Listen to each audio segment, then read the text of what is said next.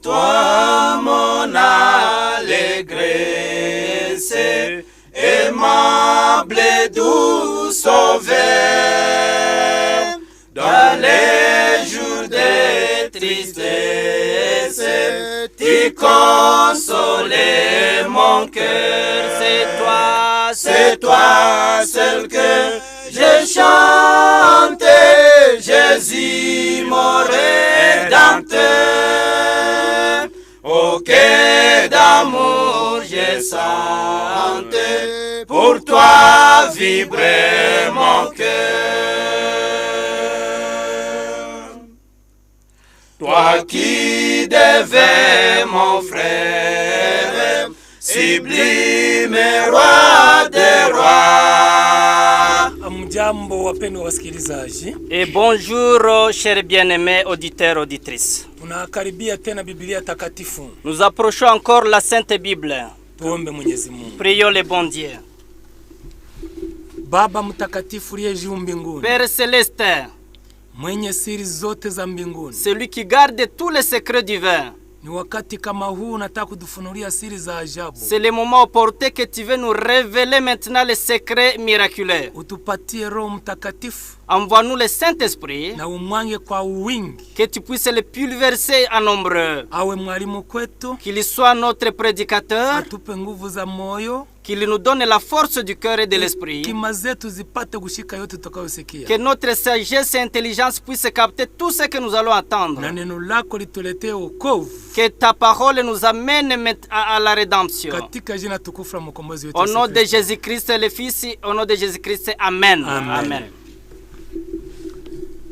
Wapendwa wetu na wasikilizaji. Et chers bien-aimés auditeurs, auditrices, téléspectateurs, téléspectatrices. Mada yetu ya leo inasema ni matukio gani katika baragumu ya saba. Notre thème d'aujourd'hui parle par rapport à qu'est-ce qui se produira dans la 7e trompette.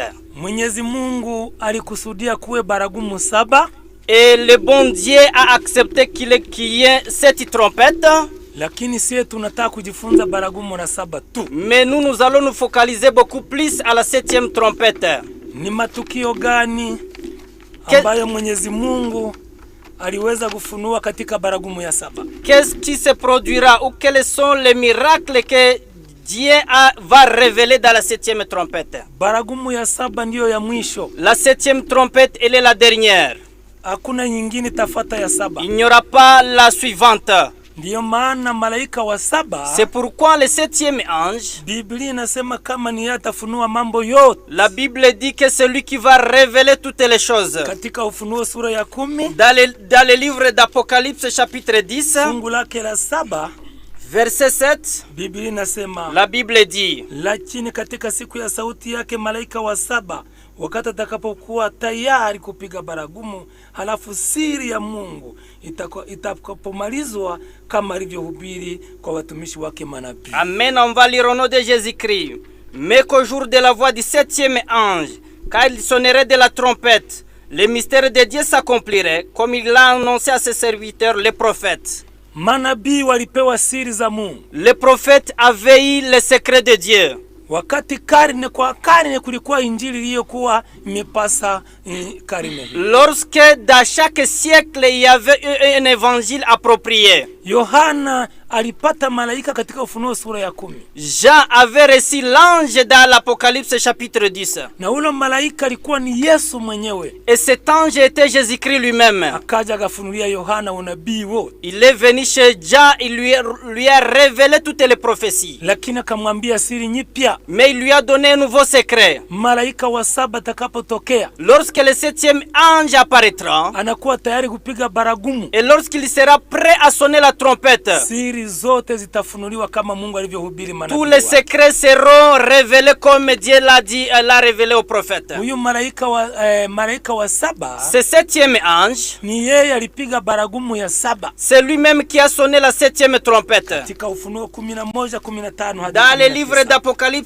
11:15 jusqu'à 17. Biblia ituelekeze kabisa. La Bible nous va nous conduire. Biblia inasema. La Bible dit. Malaika ya saba akapiga baragumu baragumu, le septième ange sonna de la trompette. na zilikuwa sauti kubwa katika mbingu Et il y eut dans le ciel les fortes voix qui disaient, ufalme wa dunia umekwisha kuwa ufalme wa Bwana wetu. le royaume du monde est remis à notre Seigneur et à son Christ. Na Bwana na wa Kristo wake. Et il régnera des siècles, des siècles, des siècles. Oui, amen. Na atatawala hata milele na milele. Il régnera des siècles, au siècle des siècles. 16e verset. Na wale wazee 24 wanaoketi mbele ya Mungu katika viti vyao wakaanguka chifudifudi wakaabudu Mungu. Et les 24 vieillards qui étaient assis devant Dieu, sur leur trône, se prosternèrent. Sur leur face, ils adorèrent Dieu. Amen. Et en disant, tunakushukuru wewe Bwana Mungu Mwenyezi, nous te rendons grâce, Seigneur Dieu Tout-Puissant, wewe uliye, toi qui es na uliyekuwa, et qui était, kwa sababu umetoa uwezo wako mkubwa na kutawala. De ce que tu as saisi ta grande puissance et pris en possession de ton règne. Na mataifa walikasirika. Les nations se sont irritées. Na ghadhabu yako ikakuja. Et ta colère est venue. Na wakati wa kuhukumiwa kwa waliokufa. Et le temps est venu de juger les morts. Na kuwapa watumishi wako manabii na watakatifu zawadi. Et de récompenser tes serviteurs, les prophètes et les saints. Nao wanaogopa jina lako. Et ceux qui craignent ton nom. Mudogo na mkubwa. Les petits et les grands. Na kuwakaribisha wale wanaokaribisha na kuwaharibisha hao wanaoharibisha nchi. Et de détruire ceux qui détruisent la terre. Hekalu la Mungu likafunguliwa. Et le temple de Dieu dans le ciel fut ouvert. Katika mbingu. Fut ouvert dans le ciel. Na sanduku ya agano lake ilionekana ndani ya hekalu lake. Et l'arche de son alliance apparut dans son temple. Na ilikuwa umeme na sauti. Il y a des éclairs et de voix, na ngurumo, des tonnerres, na tetemeko la nchi, un tremblement de terre, na mvua ya mawe mengi et une forte grêle. Huyu ni malaika wa saba. Celui-ci c'est le septième ange. Alipiga baragumu yake ya saba. Il a sonné la septième trompette. Ukaonekana mambo matano ya ajabu. Ça apparaît 5 choses miraculeuses. Na mambo ya sita ya shida sana. Et 6 choses qui causent des dangers. Ya kwanza ni Mungu mwenyewe na mwana wake walipokea ufalme. Et la première chose est que Dieu lui-même et son fils unique, ils ont reçu le pouvoir. Ya pili ni hasira ya Mwenyezi Mungu igashukia wenye dhambi. La deuxième chose, la colère de Dieu fit descendre à la nation. Ya tatu ni hasira ya mataifa ikawaka moto. Et troisièmement, il y a eu la colère de toutes les nations qui fut maintenant enflammée. Ya ine ni hukumu ya wale waliokufa wakawekwa mbele ya hukumu ya Mwenyezi Mungu. Quatrièmement, c'est le jugement de ceux qui étaient morts maintenant. Ya tano ni zawabu ya watakatifu waliomtumikia Mungu kwa kicho. Cinquièmement, ce sont les récompenses de ceux qui ont servi Dieu en tête. Sans toutefois avoir la partialité, les petits et grands ont reçu Dieu. Et sixièmement, ce qui cause maintenant les dangers, c'est le moment de détruire tous les gens qui détruisent la terre. Tout cela ont été révélés lorsque le ciel fut ouvert. Là où Dieu s'assoit. Là où 24 vieillards contournent le Dieu Tout-Puissant. L'arche de l'alliance fut révélée là où il y avait les 10 commandements de Dieu. Afin que tout le monde entier puisse être jugé. Afin que chacun reçoive en fonction de ses œuvres. Chers téléspectateurs, chers frères et sœurs, ces 6 éléments, nous allons les en débattre et en profondeur un à un. Comment est le bon Dieu recevra le trône ou la puissance? Comment il va trouver encore la puissance sur la terre qu'il a construit, qu'il a créé? Baragumu hii ilisikika katika kitabu cha Isaya 58 fungu la kwanza. Cette trompette a été entendue en Ésaïe chapitre 58 verset 1er. Baragumu hii ina neno ya kusema. Et cette trompette a les mots suivants. Piga kelele usiache. Paza sauti yako kama baragumu. Amen. Uhubiri watu wangu kosa lao na nyumba ya Yakobo dhambi zao. Amen. Crie en plein gossier, ne te retiens pas, et lève ta voix comme une trompette, et l'annonce à mon peuple ses iniquités. Amen. Hii baragumu, et cette trompette, itapigiwa katika Sayuni, et ça sera sonné en Sion. Ni Yoel sura yake ya pili fungu la kwanza na la pili. Dans le livre de Joël, chapitre 1er, chapitre 2, fungu lake la kwanza. Et chapitre 2 verset 1er. Pigeni baragumu kwa Sayuni, pigeni habari za hatari katika mlima wangu mtakatifu, wenyeji wote wa nchi watetemeke, kwa sababu siku ya Bwana inakuja, kwani imekaribia. Siku ya giza na uweusi, siku ya mawingu na giza kubwa kama mapambazuko yaliyotandwa milimani. Watu wengi wenye nguvu hawatakuwa mbele sawa nao, wala hawatakuwa wengine nyuma yao hata kwa miaka ya vizazi vingi. Amen. Joël chapitre 2 verset 1er, il est écrit: Sonnez de la trompette en Sion, faites-la retenir sur ma montagne sainte, que tous les habitants du pays tremblent, car le jour de l'Éternel vient, car il est proche. Jour de ténèbres et d'obscurité, jour de nuées et de brouillard. Il vient comme le rôle se répand sur les montagnes. Voici un peuple nombreux et puissant, tel qu'il n'y en a jamais eu et qu'il n'y en aura jamais dans la suite des âges. Amen. Hii baragumu, cette trompette, ya Isaya 5:8, et en Ésaïe chapitre 5 verset 1er, na Yoeli 2:1, et en Joël chapitre 2 verset 1er, inatujulisha habari njema ya Mwenyezi Mungu. Elle nous révèle maintenant le bon message de Dieu, ambayo inataka kufunua siri za falme zote zilikuwa, qui va révéler les secrets de toutes les royaumes, de tous les royaumes existants, na kufunua vita ya ajabu ya kiroho ambao ulimwengu ulipigana na Mungu, et révéler également la lutte spirituelle qui a existé, na kuonesha mwisho wa falme zote na Mwenyezi Mungu anatawala, et montrer maintenant la fin de toutes choses, et que l'Éternel règne sur toutes les cieux et sur toute la terre. Wakati wa wana wa Israeli, lorsque à l'époque des enfants d'Israël, katika Hesabu sura yake ya 10, dans le livre de Nombres chapitre 10, unaanza mstari wa 9, vous commencez au 9e verset, walikuwa wanapiga baragumu aina 3. on sonnait la trompette en 3 manières, na zile baragumu zilikuwa nasema kwa sauti tofauti, et les trompettes sonnaient dans différentes manières. Wakati kulitokea vita, lorsqu'il y avait apparu la guerre ou la lutte, walipiga baragumu kwa sauti kubwa. On avait sonné la trompette à haute voix. Wakati ilikuwa ni mwito wa Mungu, lorsque c'était l'appel de Dieu, walipiga baragumu kwa sauti ya chini. On sonnait la trompette à la voix basse. Wakati walikuwa nataka simama kuendelea safarini, lorsqu'ils se mettaient debout pour continuer la route, walikuwa napiga baragumu yao, on sonnait leur trompette. Lakini katika Hosea sura yake ya 5, mais dans le livre d'Osée chapitre 5 verset 8 à 9, tusome kabisa, on va lire, ile ilikuwa ni baragumu ya vita kali. C'était vraiment la trompette de la guerre et de la guerre. Watu wote walikuwa wanainuka, tous les gens se mettaient debout. 5 fungu lake la 8 na la 9, Osée chapitre 5 à 8 jusqu'à 9. Pigeni baragumu katika Gibea, na ngunga katika Rama. Pigeni habari za hatari katika Beteli Aweni. Nyuma yako Benyamina. 9, Efraimu atakuwa ukiwa katika kwa siku ya laumu katikati ya makabila ya Israel. Mimi nimejulisha maneno yatakayokuwa kwa hakika. Amen. On lit: Sonnez de la trompette à Gibea, sonnez de la trompette à Rama, poussez des cris à Beth Aven, derrière toi Benjamin. Ephraim sera dévasté au jour du châtiment. J'annonce aux tribus d'Israël une chose certaine. Amen. Wakati baragumu ya vita ilipigwa, lorsque la trompette de la guerre était sonnée, tout le monde avait tremblé. Hakuna mwenye hakuvijua. Personne n'a, tout le monde est assis. Ni kitabu ya Amos. C'est le livre d'Amos, sura 4 fungu la 6, chapitre 4 6e verset. Sema je, baragumu inaweza kuzungumza katika mji watu wasishituke? On demande la question: est-ce que la trompette peut sonner dans une ville et les gens ne seront pas éveillés?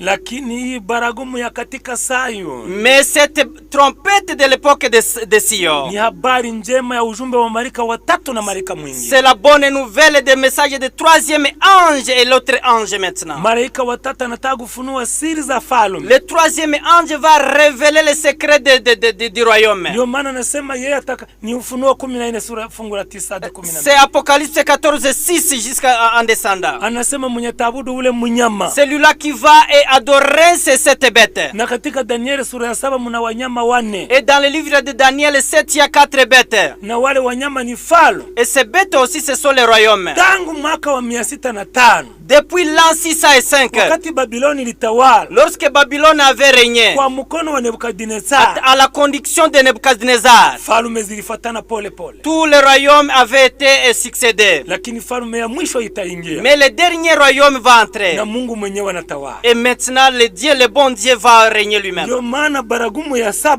C'est pourquoi la 7e trompette. Neno la kwanza inasema. Le premier mot dit. Ni kutangaza ufalme wa Mungu na mwana wake Yesu Kristo. C'est proclamer l'évangile de l'Éternel et son fils maintenant. Wakati ataondoa wenye silaha kwa kupigana na yeye. Lorsqu'il va enlever tous ceux qui gardent les armes contre lui. Katika vita ya mwisho. Dans la dernière lutte aux guerres. Ufunuo 16:13. Apocalypse 16, 13e verset. Kuna wale ambao wataelekeza silaha kwa Mungu. Il y a les gens qui vont conduire et tourner les armes contre Dieu. Inasema hivi. 16, 13 il est écrit. 13. Nikaona pepo wachafu watatu waliofanana na vyura wakatoka kinywani cha yule joka na katika kinywa cha yule nyama na katika kinywa cha yule nabii wa uongo. Ilivyo kama vyura. 14 maana ndio pepo za mashetani wanaofanya alama na kutoka na kwenda kwa wafalme wa ulimwengu wote kuwakusanya kwa vita ya siku ile kubwa ya Mungu Mwenyezi. Nous lisons au nom de Jésus-Christ. Et je vis sortir de la bouche du dragon et de la bouche de la bête et de la bouche du faux prophète 3 esprits impurs semblables à des grenouilles. Car ce sont des esprits de démons qui font des prodiges et qui vont vers des rois de toute la terre afin de les rassembler pour le combat du grand jour du Dieu Tout-Puissant. Amen. Shetani kama vile joka. Et Satan comme le dragon. Mnyama ambao ni mamlaka ya dini. Et la bête qui est la puissance de l'église. Na mwanamke ambaye ni nabii wa uongo aliye juu ya nyama hiyo. Et la femme qui est au-dessus de la bête, c'est un témoin, c'est un faux témoin. Pamoja na wasichana wa ule mama. Avec toutes les filles de cette femme. Ni wale ambao wameleta vita kwa Mungu Baba mwenyewe. Ce sont eux qui amènent la guerre contre les dieux tout-puissants. Na Mungu hawezi kutawala wakati hayaondoa huyu mfalme wa wafalme. Et Dieu ne peut pas régner aussitôt qu'il n'a pas encore éliminé tous ces royaumes. Biblia inasema zile nguvu tatu. La Bible dit ces 3 forces wataita falme zote za ulimwengu, vont appeler tous les royaumes de la terre waje kupigana na Mwenyezi Mungu, de venir faire un combat avec les bons dieux. Je wadashinda? La question se pose, est-ce qu'ils vaincront? Ufunuo 17 fungu lake ni la 14. Apocalypse 17 verset 14. Hawa watafanya vita na mwana kondoo. Ils combattront contre l'agneau. Na mwana kondoo atawashinda. Et l'agneau les vaincra. Kwa maana yeye ni Bwana wa mabwana. Parce qu'il est le Seigneur des seigneurs. Na mfalme wa wafalme. Et le roi des rois. Na hao walio pamoja naye. Et les Élis. Ndio hao walioitwa. Et les fidèles qui sont avec lui. Ndio hao walio wachagulifu. Ce sont eux qui ont été choisis. Ndio hao walio waaminifu. Ce sont eux qui sont fidèles. Watapiga vita pamoja na Bwana. Ils feront la guerre avec leur Dieu. Hii vita itakuwa ya ajabu. Et cette guerre sera vraiment très grave. Malaika mwingine. L'autre ange maintenant. Anatuambia kwamba il nous dit maintenant. Hii vita itakuwa ya ajabu sana. Cette guerre sera vraiment très grave. Utasoma 18:1 hadi 4. Et 18 verset 1 jusqu'à 4. Nyuma maneno haya niliona malaika mwingine akishuka toka mbinguni mwenye mamlaka kubwa, dunia ikaangazwa kwa utukufu wake. Après cela, j'ai vu descendre du ciel un autre ange qui avait une grande autorité et la terre fut éclairée de sa gloire. Akalia kwa sauti kubwa jisema, umeanguka Babeli mkuu, umekuwa makao ya mashetani na boma la kila pepo mchafu na boma la kila ndege mchafu mwenye kuchukiza. Il cria d'une voix forte disant, elle est tombée Babylone la grande, Elle est devenue une habitation des démons, un repère de tout esprit impur, un repère de tout oiseau impur et odieux. Kwa maana mataifa yote wamekunywa mvinyo ya ghadhabu ya washerati wake. Parce que toutes les nations ont bu du vin de la fureur de son impudicité. Na wafalme wa dunia wamezini naye, wafanya biashara wa dunia wamepata mali kwa nguvu za utajiri wake. Et que les rois de la terre se sont livrés avec elle à l'impudicité, et que les marchands de la terre se sont enrichis par la puissance de son luxe. Nikasikia sauti nyingine toka mbinguni ikisema, tokeni kwawe watu wangu, msishirikiane na dhambi zao, wala msipokee mapigo yake. Et j'attendis du ciel une autre voix qui disait, sortez du milieu d'elle mon peuple, afin que vous ne participiez point à ses péchés, et que vous n'ayez point de part à ses fléaux. Biblia inatufunulia siri za ajabu. La Bible nous révèle les secrets miraculeux. Ni kusema, c'est-à-dire katika Ufunuo 17 fungu la 3 hadi 9 hadi 6, dans Apocalypse 17 verset 3 jusqu'à 7 à 9, inasema kwamba ça dit ainsi, ile Babeli yenye itaanguka, cette Babylone qui tombera, ambayo imekuwa kubwa, la Babylone qui est devenue plus grande, ni mwanamke kahaba, c'est la femme prostitueuse, mama wa kahaba, la femme prostitueuse, amekaa juu ya nyama, elle est assise au-dessus de la bête. Na Ufunuo 13:1 hadi 3 inasema ule mnyama amepewa kiti na ule joka. Et Apocalypse 13:1 il est écrit, cette femme avait reçu la puissance à travers les dragons. Ni wale watajiunga pamoja, ce sont eux qui se mettront ensemble, wasimame kupigana na Mungu, et se mettront debout pour combattre contre Dieu, na kupigana na mwana wake, et combattre contre son fils, na wote walioitwa na Mungu, et tous ceux qui ont été appelés par Dieu, ambao ni wakamilifu kwa Mungu, et qui ont été également fidèles à Dieu. Ile vita itakuwa ya ajabu. Cette guerre sera si grande. Wakati tamalizika, lorsque la guerre sera finie, Mungu atachukua kiti chake. Dieu maintenant prendra son trône. Yesu atakaa pamoja na baba yake katika uongozi. Jésus-Christ son fils prendra aussi son trône. Watakatifu wa Mungu watapewa mamlaka. Tous les saints de Dieu prendront aussi leur trône. Ni Ufunuo sura yake ya 7 fungu 16 hadi 17. C'est Apocalypse 7 verset 6 jusqu'à verset 7. Daniel sura pili fungu lake 34 na 35. Daniel 2:34 à 35 hadi 36 jusqu'à 36. Biblia inasema jiwe litatokea. La Bible dit il y aura une pierre qui descendra. Itabomora dhahabu na fedha na chuma na udongo. Ça va détruire l'argile, le fer, l'argent et tout ça et le ré. Na jiwe litakomana lijae dunia. Et cette pierre sera agrandie jusqu'à remplir toute la terre. Hiyo ni Mungu na mwana wake watakuwa wamechukua nafasi. Lui c'est Dieu avec son fils qui aura pris maintenant leur place. Lakini kabla ya hii ushindi onekane, mais avant que cette victoire ne soit observée, lazima vita ya joka na munyama na mwanamke kahaba na wasichana wake. Il faudra que la guerre de la femme avec les dragons et ses filles soit vraiment si grande. Tunaweza kujiuliza, on peut se poser la question, hii Babeli manake nini? Cette Babylone c'est quoi? Kitabu cha Pambano Kuu, les livres de tragédie des siècles. Ndiyo kabisa. Ukarasa nione kwa chapitre 21. Ni c'est chapitre 21 na ukarasa wake 319. Page 319. Mwanamke Babeli. Excusez, c'est page 414 paragraphe 1 pour les gens qui utilisent tragédie des siècles en français. Mwanamke Babeli ambao unafunuliwa katika Ufunuo 17. La femme Babel qui est dans Apocalypse 17. Anaelezwa kama amevikwa nguo ya rangi ya zambarau na nyekundu. Elle est expliqué qu'elle porte une robe avec une couleur rouge. Amepambwa kwa dhahabu na kito cha samani. Elle est parie à l'or et avec les éléments de grande valeur. Na lulu de grande valeur. Naye alikuwa na kikombe cha dhahabu mikononi mwake. Il avait maintenant un verre d'or dans sa main. Kilichojaa machukizo na machafu ya usherati wake. Le verre qui était rempli toutes les impudicités et toutes les ordures de son impudicité. Na katika kipaji cha uso wake kulikuwa majina ya makufuru. Et dans son front c'était écrit les noms blasphémateurs. Inaandikwa ni Sir Babeli mkuu. Il était écrit en secret Babel, la Babylone la grande, mama wa makahaba la femme de toutes les prostituées na machukizo ya nchi. et toutes les impudicités de la terre. Nabii wa Mungu aeleze. Et le prophète de Dieu disant, nabii anasema ninamwona mwanamke amelewa kwa damu ya watakatifu. le prophète dit, il voit la femme vraiment étant ivre à cause du sang des saints, pamoja na waliokufa kwa ajili ya kumtii Mungu, avec tous les gens qui sont morts à cause d'être fidèles à Dieu.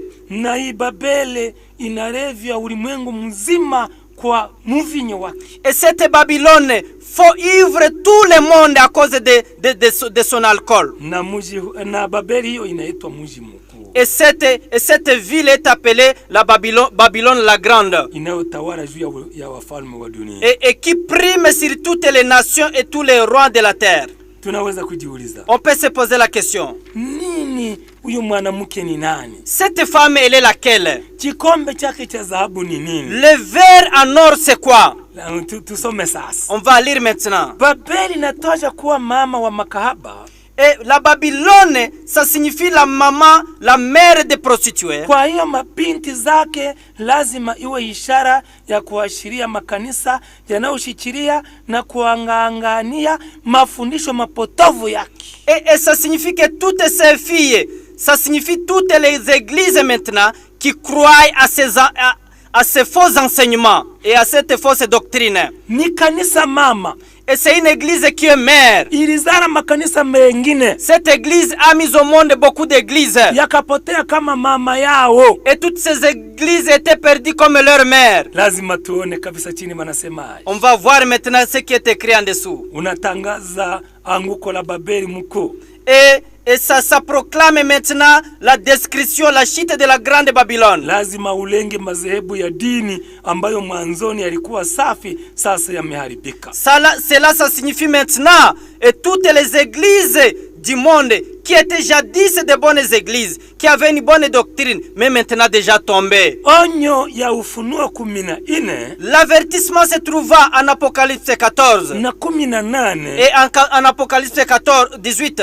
Hailenye kanisa la Rumi peke yake, maana kanisa hilo limeanguka kumepita makarne mengi. Et cette prophétie ne montre pas seulement l'église de Rome, parce que cette église est jadis déjà est tombée, mais au contraire, elle montre les églises d'où? Zaidi ya hayo, katika sura ya Ufunuo 18 watu wa Mungu wanaitwa kutoka katika Babeli. Reprenez d'abord là. Ni kusema ni kusema onyo la hukumu ni lazima litolewe. Il est écrit maintenant que l'avertissement du jugement soit donné katika siku za mwisho, dans les derniers jours. Kwa hiyo maintenant hauwezi kulihusisha kanisa la Roma peke yake. On ne peut pas comparer l'église de Rome seule, kwa maana kanisa limekuwa katika hali ya kuanguka kwa karne nyingi. Parce que cette église est apparue comme elle est tombée il y a déjà beaucoup de siècles. Zaidi ya hayo, katika sura ya Ufunuo 18. Maintenant, à part cela, dans l'Apocalypse 18, watu wa Mungu wanaitwa kutoka katika Babeli. Les gens sont appelés à quitter Babylone. Kulingana na andiko hili, à travers ces enseignements, watu wa Mungu wengi ni lazima bado waangali Babeli. Et beaucoup de gens maintenant sont toujours en Babylone. Na sasa wafuasi wengi wa Kristo wanapatikana katika madhehebu ya dini. Et beaucoup de chrétiens sont toujours dans des sectes religieuses. Ni dini gani? Quelle est cette église? Bila shaka, sans toutefois penser autrement, katika makanisa mbalimbali yanayochiri imani ya Kiprotestant. C'est dans différentes églises maintenant qui acceptent la doctrine des protestants. Katika wakati wa kuanza kwake, et dans son temps de commencement, makanisa haya yalichukua msimamo mtakatifu kwa Mungu. Ces églises avaient pris une bonne position devant Dieu. Walichukua ukweli. Ils avaient reçu la vérité. Na mibaraka yake Mungu ilikuwa pamoja nao. Et les bénédictions de Dieu étaient avec elles. Hata ulimwengu usiamini ulilazimika kutambua matokeo ya wema ambao uliambatana na kukubaliwa kwa kanuni za Injili. Même le monde qui n'est pas chrétien avait été témoin des miracles et des bénédictions étaient offertes à cette église. Lakini Mais makanisa hayo sasa ces églises maintenant, yameanguka. ils sont déjà tombés. Elles sont déjà tombées. Huyu mama kanisa Cette femme église na maintenant, wasichana wake avec ses filles, ndani ya uso wao dans leur front maintenant, umeandika Babeli mu. il est écrit la grande Babel, Mengi ya Babylone. makanisa ya Protestanti yanafuata mfano wa Roho. Beaucoup des églises protestantes suivent l'exemple de Rome. Kwa muungano mwovu sana wa wafalme wa nchi. Dans l'écuménisme ou bien dans une mauvaise union avec le roi de cette terre. Makanisa dola kwa uhusiano wao na serikali za kidunia. Et les églises maintenant avec leur union avec le gouvernement civil. Na kujiunga na madhehebu zingine. Et en se mettant en écuménisme avec d'autres églises. Kwa faida ya kutafuta fadhili za ulimwengu. Dans l'objectif de trouver la gloire sur cette terre. Kwa kweli neno mabe. Maintenant, le mot Babylone, yaani machafuko, qui signifie confusion, inaweza kufaa kabisa kutumiwa kwa madhehebu haya. Ça peut être utilisé pour désigner ces églises maintenant. Licha ya muungano potofu na ulimwengu. Et la lutte maintenant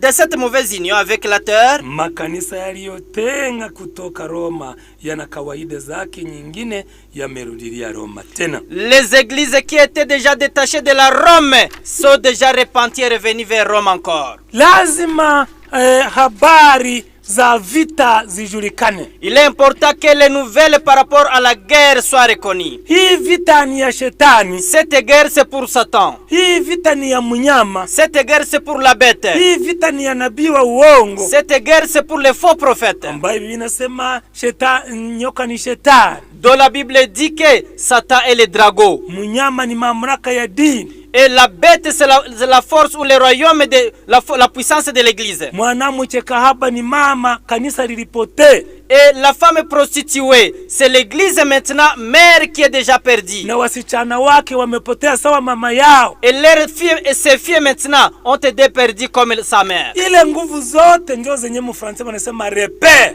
Et toutes ces forces, c'est ce qu'on appelle en français repère. Sasa ni michanganyiko ya pepo mchafu. Maintenant, c'est la confusion, c'est la combinaison de toutes les impuretés, les esprits impurs. Na mafundisho machafu. Avec les mauvaises doctrines. Na uvunjaji wa amri za Mungu. Avec l'abolition des commandements de Dieu. Kula na kunywa vibaya. Et le fait de manger et boire d'une manière abusive. Hali ambayo haipatane na Bwana. La façon dont il n'est pas conforme à Dieu. Na kuvunja sabato takatifu ya Mungu. Et abolir même les saints sabbats de Dieu. Vikombe vya zahabu vimetumiwa kwa kunywa mvinyo mbaya. Le verre en or a été utilisé en buvant le vin impur. Ile malaika wa ambaye ni wa saba. Et le septième ange maintenant. Amefunua sana zile siri. Il a ouvert tous ses secrets. Na alitabiriwa kama ule malaika naye atapata malaika mwingine. Il a été prophétisé qu'il aura il y aura un autre ange. Atakuja kumsaidia. Il viendra lui aider. Waweze kupapasa kila makosa na uovu inayotendeka katika Babel. Afin de palper tous les péchés, toutes les iniquités, les erreurs et fautes faites en Babel. Katika kitabu cha maandiko ya awali. Dans le livre des premiers écrits. 277. Kunaonekana hii injili itatangazwa kwa sauti kuu. Ça se montre cette bonne nouvelle qui sera prêchée au monde entier. Wamalaika wa mbinguni watashuka na kupanda. Tous les anges du ciel maintenant descendront et monteront. Wamalaika watafanya kazi kubwa kwa hija. Les anges feront un grand travail par rapport à cet élément. Ça c'est la 7e trompette. On va lire au nom de Jésus-Christ. Le titre c'est le grand cri.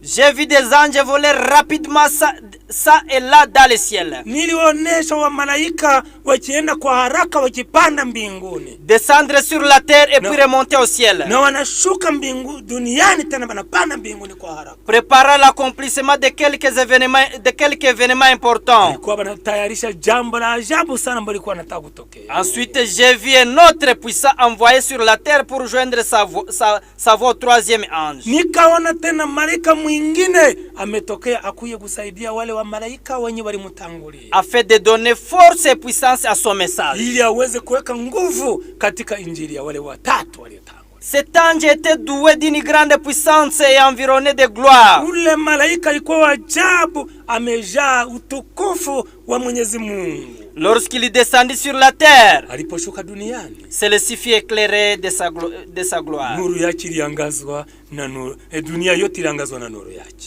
La lumière qui l'accompagnait pénétrait partout. Ile nuru yake iliingia fasi pote, na katika vijiji na vijiji aliingia. Il criait d'une voix forte. Alipojitangaza sauti kubwa gisema, Elle est tombée Babylone la grande. Imeanguka Babeli mkuu. Elle est devenue une habitation des démons. Imekuwa makao ya mashetani. Attention hapa. Imekuwa ni makao ya nini? Est devenue une habitation des démons. Na ile Babel ni mwanamke. Et cette Babylone, c'est la femme. Alikuwa juu ya nyama. Elle était dessus de la bête. Nyama ilipewa kiti na joka. Et la bête a reçu le trône à travers les Na dragons. wasichana wa ule mwanamke nao wamejiunga na mama Et yake.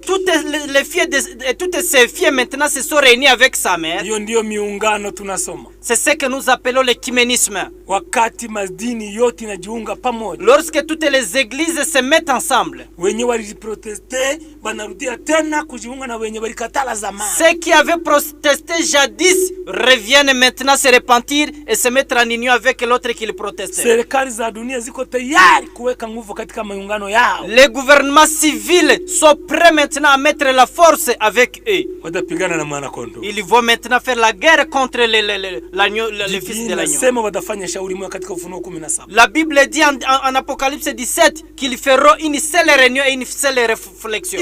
Itakuwa ni vita aja. Ça sera une guerre miraculeuse Ya kupambana na amri 10 za Mungu. qui sera contre les commandements de Dieu. Ndio maana huyu malaika wa 7 C'est pourquoi le 7e ange, alifungua mbingu. il a ouvert le ciel. Katika Ufunuo 11:19 Dans Apocalypse 11:19, ile arshe wala sanduku ya agano ya Mungu ikaonekana. cette arche maintenant de l'alliance a été Na apparue. ile agano si nyingine ni amri 10 za Mwenyezi Et Mungu. cette alliance n'est pas autre, c'est le commandement de Dieu. Zilifunuliwa tena mbele ya ulimwengu. Le commandement était ouvert devant les Wenye lateurs. balizikanyanga bote bazione tena upya. Tous ceux qui ont foulé au pied le commandement, ils vont les revoir. Na zitakuwa kipimo cha hukumu kwa Et ça ulimwengu. sera maintenant une mesure pour le jugement de la terre. Biblia inasema La Bible dit, mwenye alizivunja celui qui a aboli, atasamba na mwenye alitoa kweli. il va juger avec celui qui a donné cette Ni vérité. Yohana wa kwanza C'est premier épître de Jean. sura yake ya pili Et premier épître de Jean, chapitre 2. ni fungu lake la 3 na la 4. Chapitre 2,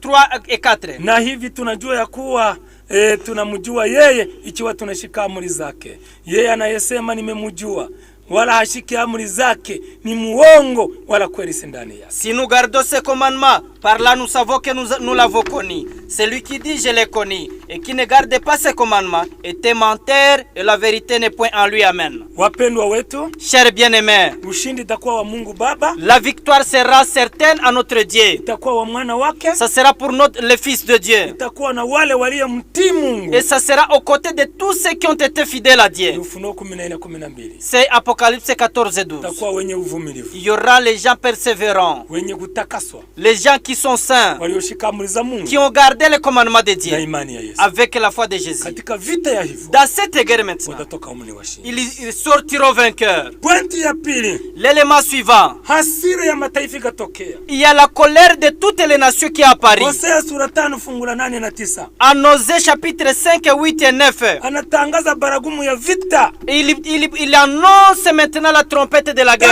tangu karne ya 12 Depuis le siècle de 2000 ans na karne ya 21. et depuis le siècle 20 et 21. Na ndio yenye tuko leo. Et c'est le siècle 21 dont nous vivons. Vita zilianza duniani. Et les guerres ont débuté sur la terre. Umwangaji wa damu, Le fait de verser le sang, uporaji, le fait de piller, chuki, la haine, ubaguzi wa kabila, le tribalisme, ubaguzi wa rangi, le tribalisme de la race, wizi na ulevi le vol et l'ivresse ilionekana ulimwenguni ont été apparus sur la tangu terre. mwaka wa 1821 Depuis 1821, wakati Uturuki ilianza kupambana na Ulaya. depuis que la Turque avait commencé à combattre contre l'Europe. wakati kulikuwa mfalme Ottoman Lorsqu'il y avait le roi ottoman, mpaka 1840 jusqu'à 1840, kulikuwa vita ya mwende mkao. il y avait une guerre insupportable. Mnamo mwaka 1914 Dans l'an 1940 1914 et 1914, kulitokea vita vya kwanza ulimwengu. a apparu la première guerre mondiale. Ilivamia ulimwengu mzima. Cette guerre a envahi toute la terre. Iliendelea. Ça a continué. Ikaingia vita vya pili vya dunia. Ça a été la deuxième guerre mondiale. Mpaka mwaka 1945. Jusqu'à 1945. Damu ilimwangika. Le sang a été versé. Nyumba zilibomolewa. Il y a eu la démolition des maisons. Hatari ilitokea. Il y a eu vraiment beaucoup de dégâts. Dunia yote ikatingizana. Le monde entier était vraiment tremblé. Tangu mwaka wa 2000 depuis l'an 2000, sheria za ONU zikavunjwa. Ça maintenant les commandements de l'ONU a été aboli.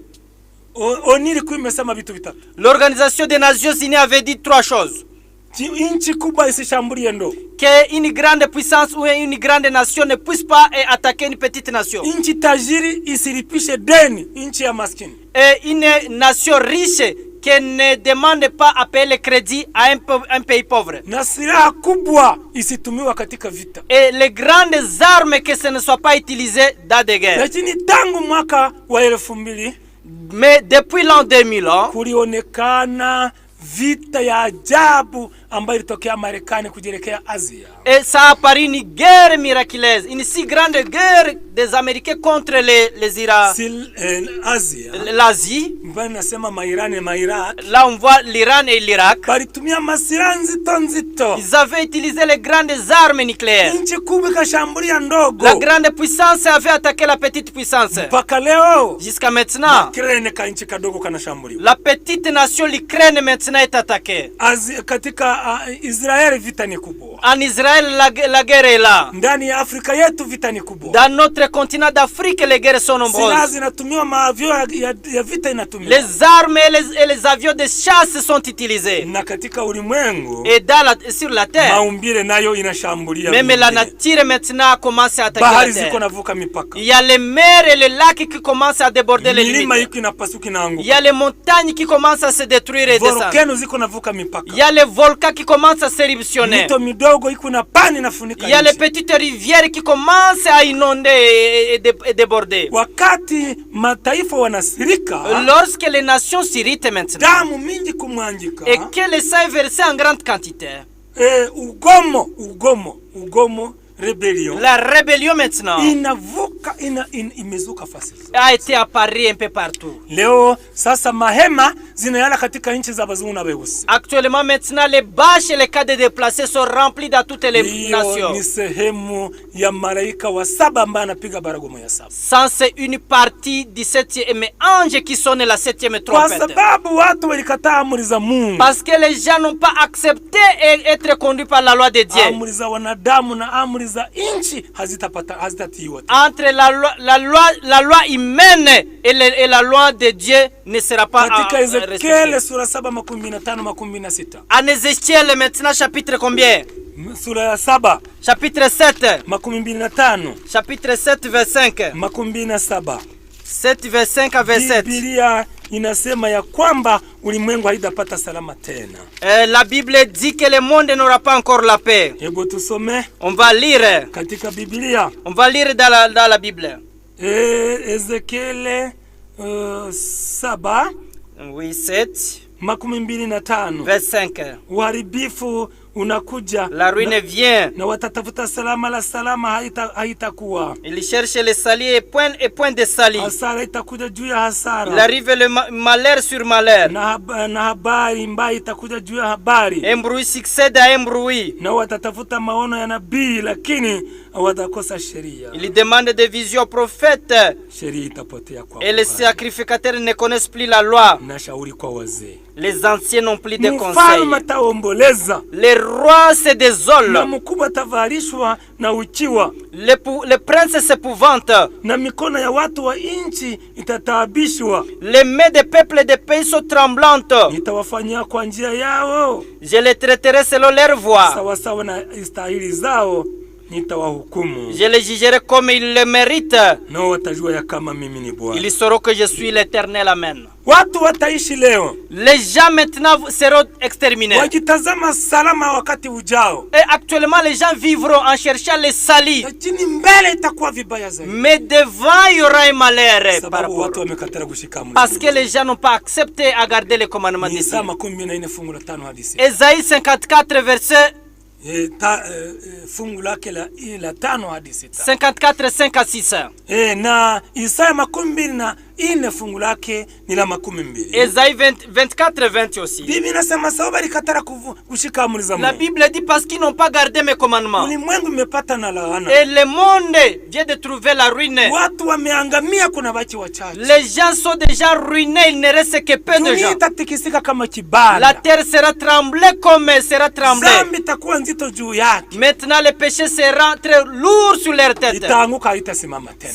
Ça va tomber sans se relever. Hakuna wakati dunia itapata salama. Il n'y a pas le moment où la terre trouvera la paix. Siku nyipya Et les jours nouveaux, itakuwa mbaya kuliko iliyopita. ça sera très mauvais par rapport aux jours passés. Biblia inasema na hasira ya Mungu kwa wenye zambi katokea. La Bible dit même la colère de Dieu sur la terre va apparaître. Katika Ufunuo 15 fungu la 5 hadi 8. Dans le livre d'Apocalypse 15, 5 jusqu'à 8. Na Ufunuo 16 fungu la kwanza kumaliza kipindi hicho. Et Apocalypse 16, 1 en finissant le chapitre. Biblia inasema kama kutatokea pigo 7 za Mwenyezi Mungu. Et la Bible dit que ça sortira maintenant le châtiment de Dieu. Ambamo mumajazwa hasira ya Mwenyezi Mungu. Là où il est rempli la colère de Dieu. Itaangukia wenye zambi.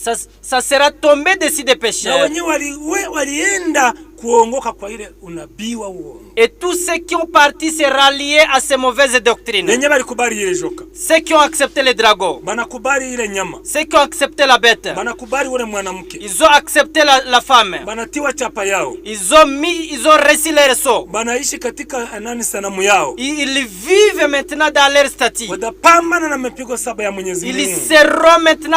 Ils seront contre maintenant la force de Dieu. Na hili nakaribia. Et ça s'approche maintenant. Biblia inasema na hukumu ya waliokufika weko. Et le jugement de ceux qui sont morts maintenant a été mis à jour. Katika Ufunuo 12:12 hadi 15. C'est en Apocalypse 20, 12 jusqu'à 15. Kutawekwa hukumu. Ça sera mis le jugement. Lakini ni katika miaka 1000. Mais c'est dans l'an 1000 ans. C'est dans 1000 ans. Watu wote watahukumiwa kulingana na vitabu. Tous les gens seront maintenant jugés en fonction des livres. Vitabu vitawekwa. Les livres seront mis. Ni katika Daniel 7 fungu lake la 9. Nous sommes en Daniel 7, verset 9. Vikawekwa na vitabu vikafunguliwa. Les jugements ont été mis à jour et les livres ont été ouverts. Biblia inasema watu wakahukumiwa kulingana na yanayoandikwa. La Bible dit les gens ont été jugés en fonction de leurs œuvres. Mungu ni tayari hata nyamaza. Dieu est prêt, il ne sera pas ensourdi. Ufunuo 12. Et Apocalypse 20, fungu la 15. verset 16. Usome Biblia. Verset 15, il est écrit. Malaika wa 7 anapiga baragumu. Le 7e ange sonne la trompette. Inasemaje? Qu'est-ce qui est écrit? Tuanze fungu la 13. Commençons au 13e verset. Habari katoa pardon.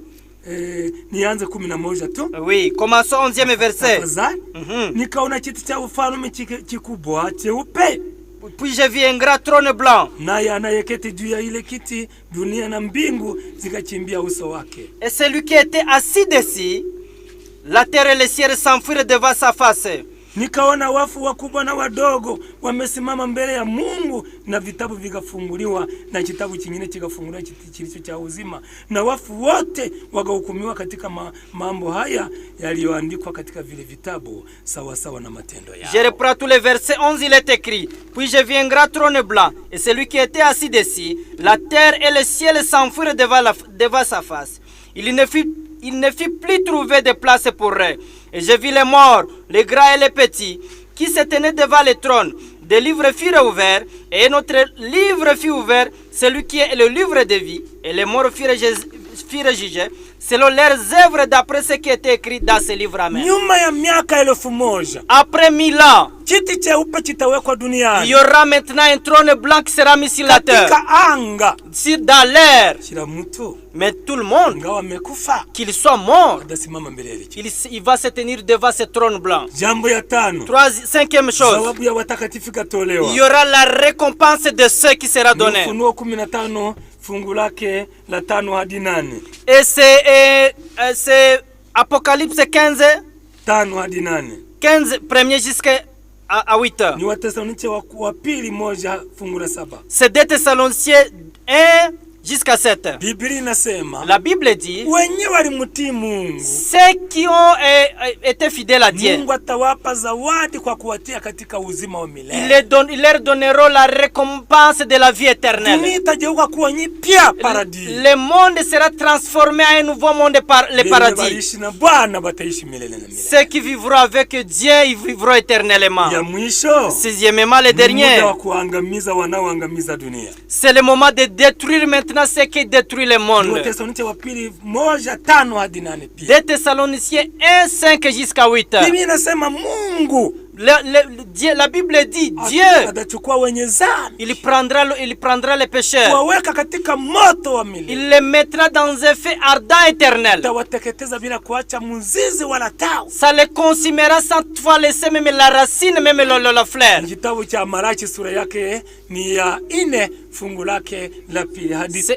C'est à Malachie 4, 2 jusqu'à 5. Ndugu zetu wapendwa, Chers bien-aimés, fungu la 5 cinquième verset. inasema Elia atakuja Il est écrit qu'Élie viendra. atayarishe dunia Il va préparer le monde, ili watu wasije kuangukiwa na ile tabu. afin que les gens ne puissent pas tomber de cette malédiction. Malaika wa 7 Le septième ange, amefunua injili ya malaika wa il 3. vient de révéler maintenant le message du troisième ange. Amefunua malaika mwingine. Il vient de révéler l'autre ange. Amefunua dhambi zote za Il Babeli. vient de révéler tous les péchés de Babylone. Ameonesha kusimama kwa ufalme wa Mungu. Il vient de montrer la façon dont le royaume de Dieu sera maintenant positionné. Anafunua vita zote za ulimwengu. Il vient de révéler toutes les guerres de la terre. Anafunua hukumu ya Mungu Il mbinguni. vient de révéler même le jugement de Dieu au ciel. Anaonesha kuhukumiwa kwa wenye kuangamiza dunia. Il montre maintenant le jugement de ceux qui détruisent le monde. Kila dhambi yoyote itahukumiwa. Et tous les péchés maintenant seront jugés. Ulevi yote itahukumiwa. Et toute ivresse sera jugée. Walozi wote watahukumiwa. Tous les poissonnaires seront jugés. Anayetumia silaha kwa kuua watu atahukumiwa. Toute personne qui utilise l'arme en tuant les gens sera Maneno jugée. mbaya sio kweli atahukumiwa. Toutes les mauvaises paroles seront jugées Na également. wenye kufundisha uongo wote Et watahukumiwa. ceux qui prophétisent et qui enseignent les faux enseignements seront jugés. Mungu atupatie kuelewa kweli. Que Dieu nous donne la compréhension d'une bonne vérité.